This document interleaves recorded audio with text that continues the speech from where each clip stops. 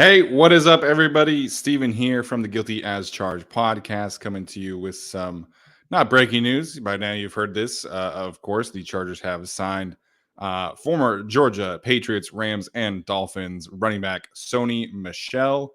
Looks like I'm on a little bit of a delay, so hopefully it's not too bad, but hopefully getting some Wi Fi soon enough back at the new house. Um, yeah, so I wanted to do a quick video, of course, on the addition of Sony Michel, what he brings to the table, what do the numbers say about Sony Michel, and of course, what does this mean for the team? Of course, have to also mention that the Chargers in a corresponding move did waive Larry Roundtree. So sounds like they hope that he will be able to make it back on the practice squad, which of course 14 members of that squad have been announced, which we will certainly talk about on our next show. Uh, in the aggregate, of course, in the broader sense, big fan of this move, right? I think the Chargers recognized that they needed some stability, that they needed to make a different kind of move at the position. You know, be able to have somebody besides Joshua Kelley, who can you really trust him yet? We don't really know. So you need to have somebody else besides Austin Eckler that you can trust to get the job done. So I did hear from a source within the building that the plan heading into the season was essentially, let Joshua Kelley and Larry Roundtree show if they had developed, show how much they have improved or not. And if neither of them really came into camp and asserted themselves, I was told that the team was prepared to move on from both of those players before the season. So essentially, they wanted to roll into training camp with Austin Eckler and Isaiah Spiller essentially locked into the roster. And they were going to let both Joshua Kelley and Larry Roundtree kind of prove that they belonged. Obviously, Joshua Kelley has proved that. He's been a much more explosive runner than in the past he's been able to show. Been a better pass catcher, been better in pass protection. He's improved quite a lot, and that is why he is still on the roster.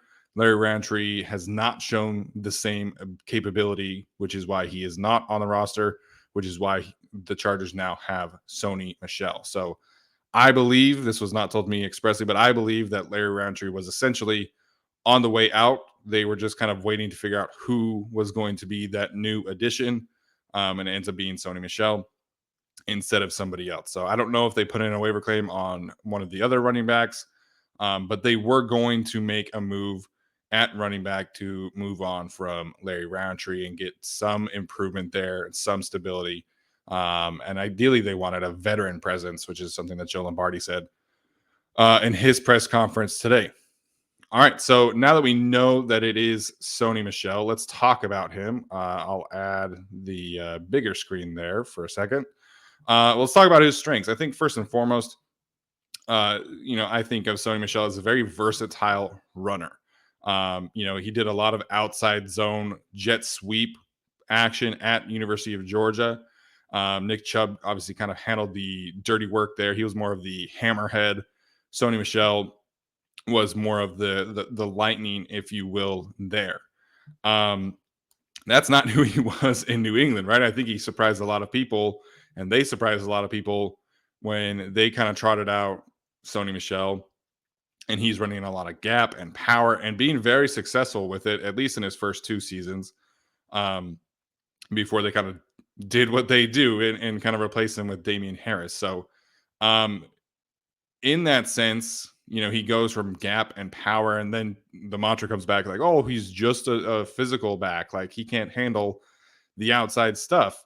Well, he goes to the place that it could not be more opposite than what New England runs, and goes to the Rams, where he does a lot of inside zone. Yes, but for the most part, that was kind of the outside zone staples of Sean McVay and Kyle Shanahan and that whole tree. And that's how he's kind of been able to recoup his value. I was pretty surprised at that the Rams went back to Cam Akers, because I thought Sony Michel was fantastic last year, and B, that Sony didn't have a bigger market. I know that he had at least 2 visits before ultimately signing with the Dolphins. I think he visited the Saints and he also visited the Ravens, and then decided for whatever reason that he wanted to go down to Miami. So I know there was some concern about, oh, he only had 9 carries for 13 yards in Miami. Miami fans said he was washed. I think if you really watch the tape from last year, and go back and revisit what he has done, that you'll see a player who definitely still has some juice left. Not super concerned about the production. He had like 4 carries from the 1 or 2 yard line in Miami in the preseason. Didn't really get a ton of work. People were very surprised that he got cut for a reason because they kind of looked at his role behind Chase Edmonds as kind of a lock, and that ultimately obviously did not prove to be the case. I think purely as a runner, I love the way that he uses his vision and his burst. He's incredibly decisive and quick. Like I think he's not necessarily a burner. He did run a 4.5 at the combine, but he's got a lot of juice in the short term, in the short areas to, burst through running lanes and, of course, make people miss. So I really like the way that he is able to use his elite short area quickness that is backed up by his RAS score, and take advantage of those running lanes. I mentioned this, like he became kind of a hammerhead type of runner at New England, and that has certainly carried over. So physicality, definitely a strength of his. Whether that's at the point of attack, in space, or as a blocker, Michel is definitely not afraid to bring the hit. That's supposed to say bring the juice. I don't know why I said bring the hit. He is not afraid to hit, I guess, is something else that you could say. Apologies there. Try to do this really quick after work. So he definitely plays with a real bowling ball mentality. If you go and look at Gavino Borges, tweeted out a couple quick clips himself. I think that trait is certainly on display there. So that's my impression of him. Let's look at the numbers, and specifically, we'll start with what he was able to do in 2021. So obviously, he ended up with 845 rushing yards on the season. That was the 18th most in the league. He was at 4.1 yards per carry, which was tied for 30th if you do minimum 100 carries. So not super efficient, but certainly better than bottom half of the league. He's right essentially in the middle of the pack in terms of yards per carry. Austin Eckler was at 4.4 for what it's worth. I put him in here obviously a couple of times to just so you could have a reference of how you can compare Sony and, of course, Austin Eckler, who, of course, was the Chargers' best running back. Sony Michel was 15th in total yards after contact last year at 597. So that's a good amount of of yards after contact. So I know the Rams' offensive line was not the best in terms of run blocking last year, and I think that statistic kind of shows where he's at. I think that's again a big strength of his is be able to make people miss, whether that be with the quickness, whether that be with physicality. And the Chargers were missing that, right? Like I think at least outside of Austin Eckler, they didn't really have a guy who could go and get those tough yards and kind of take that load off of Austin Eckler's shoulders. I think Sony Michel can certainly do that. He was tied for 23rd in yards per contact per attempt. Yards after contact, per attempt at 2.87. Austin Eckler was 19th. So again, very similar in that specific metric. Sony Michel was 12th in missed tackles. This is really an area where he has shined throughout his career. 12th in missed tackles forced at 39. Austin Eckler was 17th. Sony obviously had a fewer attempts, I think, if I remember correctly. And then another strength of Sony's is of course, his ability to create chunk plays. He was tied for 13th in the league with runs of 10 plus yards or more at 21. Again, Austin Eckler at 11th at 23. So in terms of their ability as runners, I think Sony is just much closer to what you have in Austin Eckler than really anybody we've seen from the Chargers over the last 2 years. This was somebody that Tyler, Alex, and I really wanted the Chargers to go out and sign last year. They ultimately, of course, decided to roll into the season and with the 3 that they had, and then they drafted Larry Roundtree. He's somebody again that I wanted them to sign in this offseason. So this is kind of a full-blown moment for me, very similar to like an Austin Johnson kind of type, just at running back. What I will say about Sony Michel, obviously not much of a pass catcher. He set a career high with 128 yards last season with the Rams. So not super experienced. He's not going to be that pass catcher out of the backfield for them. But like I mentioned, very good in pass protection. I think a lot of people, depending on who you ask, would say that that is one of his biggest strengths. I just kind of put that in the physicality bubble. But I do think he is an above average screen receiver. Again, missed tackles come into play there. Ability after contact comes into play there. And of course, just his athleticism. So he's not completely useless as a receiver, but he's definitely not a great receiver. So in terms of his whole career, he's only played 4 seasons in the NFL. I feel like people are kind of talking about him today like he's just this dinosaur, Le'Veon Bell, Latavius Murray type of player. He's still very young. He's still just barely turned 27 earlier this year. So he's still got a lot to give, in my opinion. For his career, he's averaged 4.2 yards per carry at 2.73 yards after contact per attempt, which is again, solid number. It's not elite, but it's very solid. He's rushed for over 3,000 yards, 18 touchdowns, and has forced 112 missed tackles. So you can do the math there, divide that by 4, and you get a very good number there. Essentially, he's right around 20. In the 3 seasons that he started, he's right around 24 on average. So very, very good in that regard.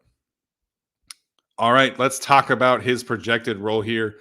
Stealing a graphic from our good friend Arjun, of course, works for the show, you could say, for sure. This is a graphic about cumulative rushing yards over expected, which really kind of tries to measure how much is due to the running back, how much is due to the offensive line, and where are you at if you compare his line, if you will, in the yellow versus Joshua Kelley and Larry Roundtree. To be fair, very inexperienced.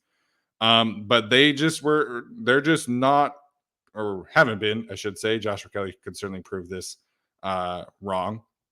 But in terms of his comparison to Larry Roundtree, who is in the green line, just not able to kind of get over that hump and be able to be effective past what is expected of you.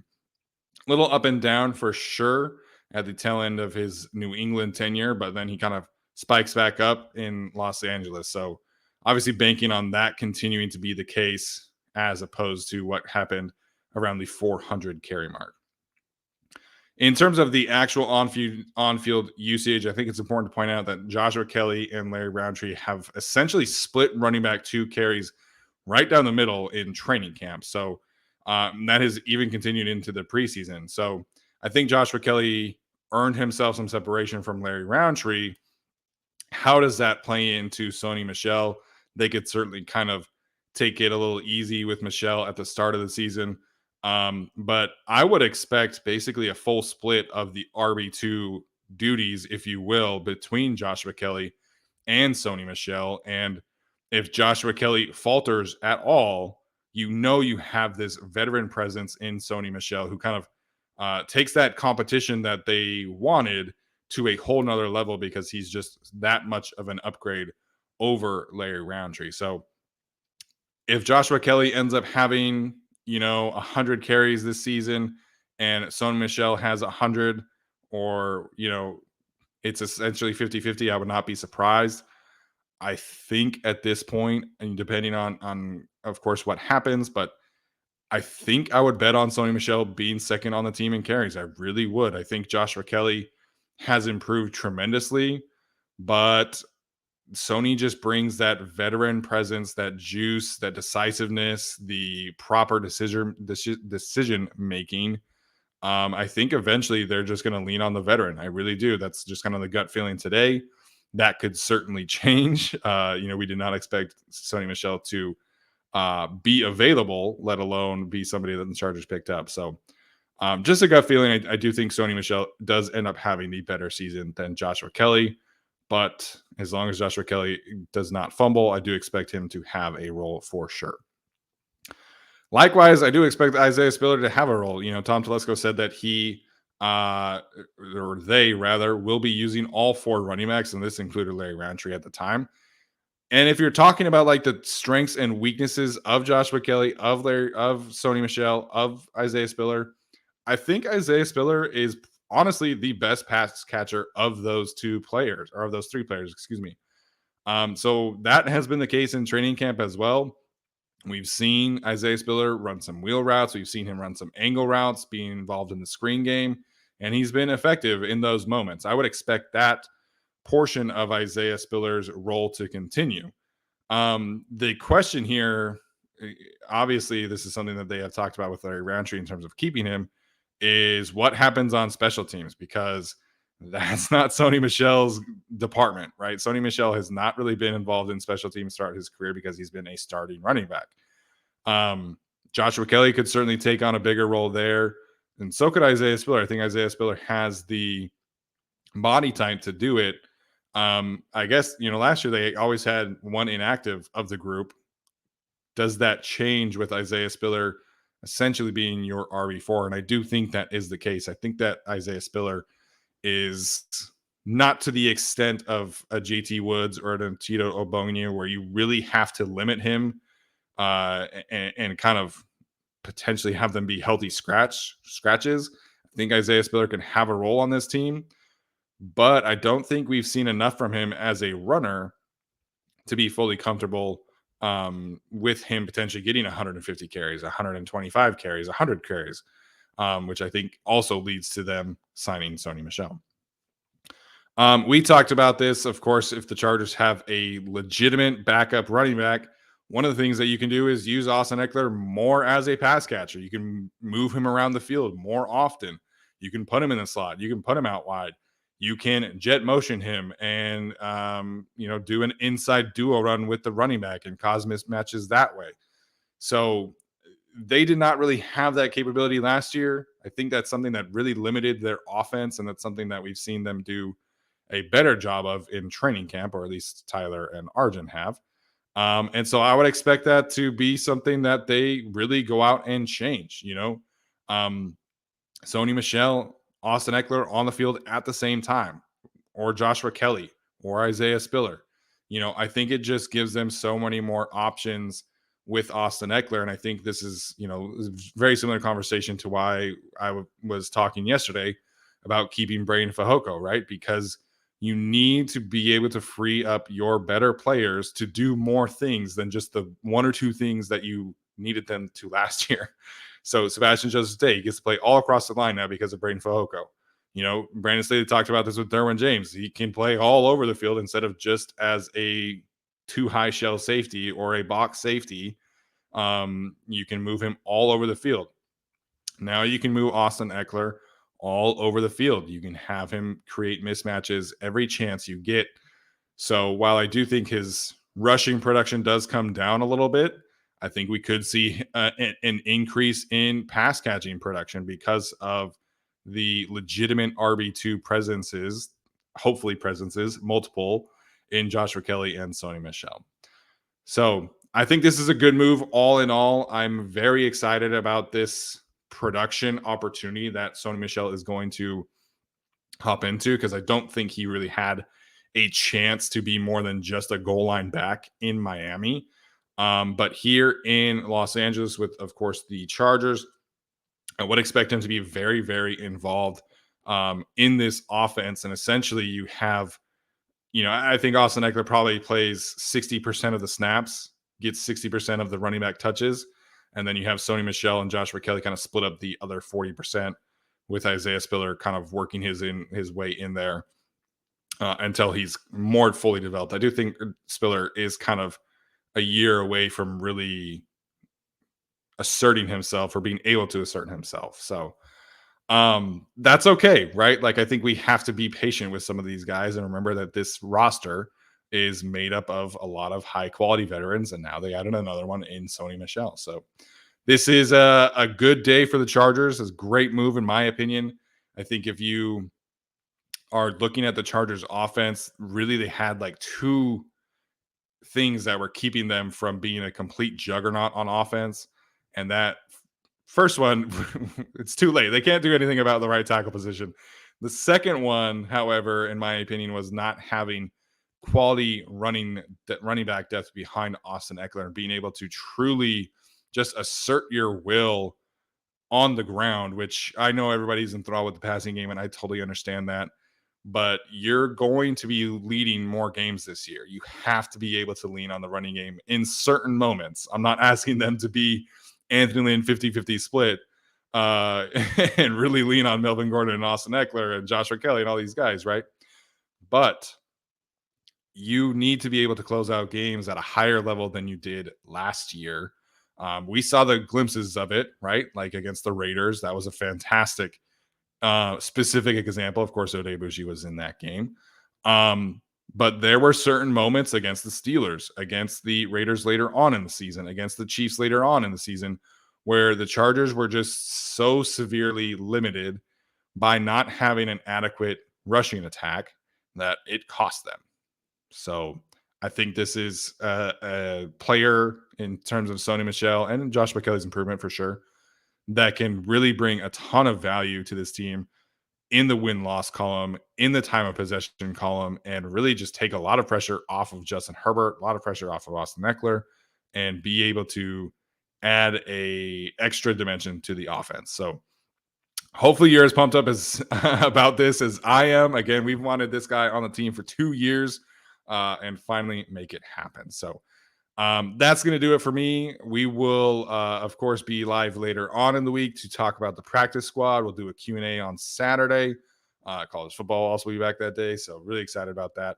All good vibes right now in Los Angeles. Hopefully you guys are getting pumped up for the start of the season next week as well. So as always, make sure and like the channel or like the video, subscribe to the channel, subscribe to the audio platform of your choosing, leave a rating or review. Always appreciate that. Hopefully you enjoy the video. Bolt up.